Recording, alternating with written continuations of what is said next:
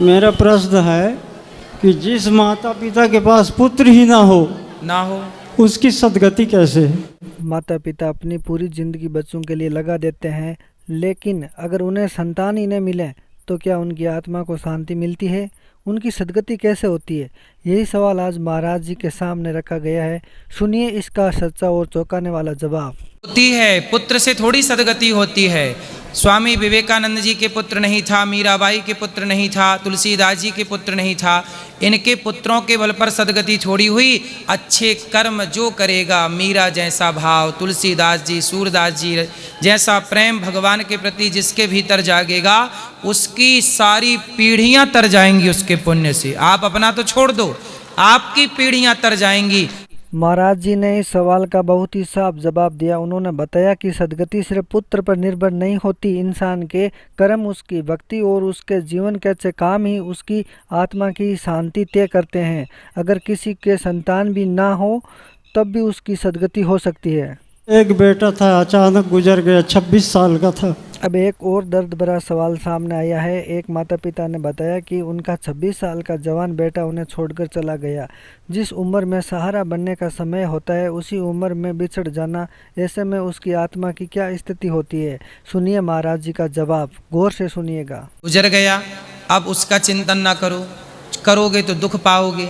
इसलिए चिंतन भगवान का करो, हर समय भगवत चिंतन करो। और भगवान आपके हैं। भगवान किसके हैं? सबके हैं, आपके। आज से भगवान आपके हैं। मेरे तो गिरधर गोपाल, दूसरों ना कोई। भगवान ही आपके, ऐसा भाव रखो, चिंतन करो, अच्छा काम करो। महाराज जी ने यहाँ एक बहुत गहरी बात समझाई। उन्होंने कहा कि जितना हम उसे दुख को पकड़ कर बैठेंगे उतना ही दर्द बढ़ेगा। इसलिए हमें अपने मन को भगवान की तरफ लगाना चाहिए, क्योंकि वही हमें इस दुख से बाहर निकाल सकते हैं। यही बातें हमें अपने जीवन में अपनानी चाहिए। हाँ, क्या करते हो आप? कपड़े का दुकान है और जनरल स्टोर है। अच्छा। और पंडिताई भी कर लेता हूँ। इसके बाद महाराज जी ने उनसे एक और सवाल किया कि आप काम क्या करते हैं? तब उस व्यक्ति ने बताया कि उनकी कपड़ों की दुकान है, जनरल स्टोर है और साथ में पंडिताई का काम भी कर लेते हैं। अब महाराज जी ने इस सवाल पर क्या समझाया, सुनिए आगे। तो आप ऐसा करो कि गुरुकुल बनाओ, छोटा सा, बच्चों को पढ़ाओ, और जितने बच्चे वहाँ पढ़ें वो आपके ही बच्चे हैं। पढ़ा लिखा के योग्य बनाओ। एक बेटा गया तो क्या हुआ, सबके बेटे अपने ही तो बेटे हैं, यही भाव रखना चाहिए। महाराज जी ने उनकी बात सुनकर एक बहुत ही सुंदर रास्ता बताया। उन्होंने कहा कि आप अपने काम को थोड़ा करके एक छोटा सा गुरुकुल शुरू करें, वहाँ बच्चों को पढ़ाएं, उन्हें योग्य बनाएं और अपने मन में यह भाव रखें कि ये सभी बच्चे ही आपके अपने बेटे हैं। इनसे न सिर्फ आपके बेटे की यादें जीवित रहेगी बल्कि आपको सच्ची शांति भी मिलेगी। जी, हम लोग बहुत दुखी हैं। किस बात से दुखी है? माइक पास में लो। जैसे हम बेटा को भी रखे, बेटा हमारा था वो निकल गया, और जिनको भी हम अपने साथ में रखते हैं वो भी ख़त्म हो जाते हैं। किसको साथ में रखा आपने? बहन को रखी थी। आपकी बहन? जी। वो कितनी बड़ी थी? बहन है, उसके पति ख़त्म हो गए, अभी 1 माह 2 माह हुआ है। अब उनकी पत्नी की बात में सिर्फ शब्द नहीं थे बल्कि एक डर छुपा हुआ था, बार बार अपनों को खोने का डर। उन्हें ऐसा लगने लगा था कि शायद उनके साथ कुछ गलत हो रहा है या उनकी किस्मत ही उनका साथ नहीं दे रही है। अब यही सवाल उनके मन में था कि आखिर ऐसा क्यों हो रहा है। सुनिए महाराज जी ने इस डर को कैसे दूर किया।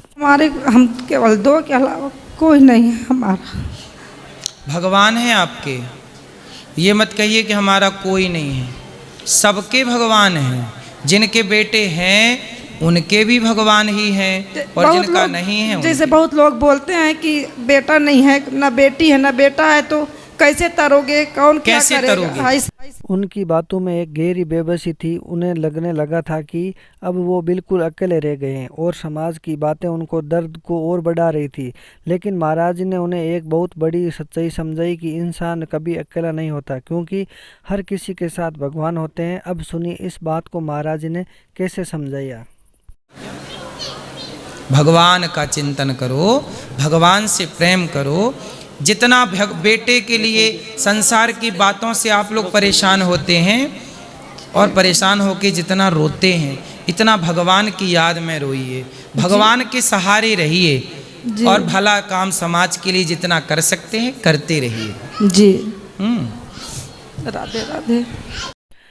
महाराज जी ने समझाया कि दुख को पकड़कर रखने से मन और टूटता है, लेकिन अगर वही भाव भगवान की तरफ मुड़ जाए तो वही मन संभलने लगता है। असली सारा अंत में भगवान ही होते हैं। हमें भी यही सीख अपने जीवन में अपनानी चाहिए। तो दोस्तों, आपको ये वीडियो पसंद आया हो तो वीडियो को लाइक करें, चैनल को सब्सक्राइब करें। प्रेम से बोलो राधे राधे। जय श्रीमन नारायण।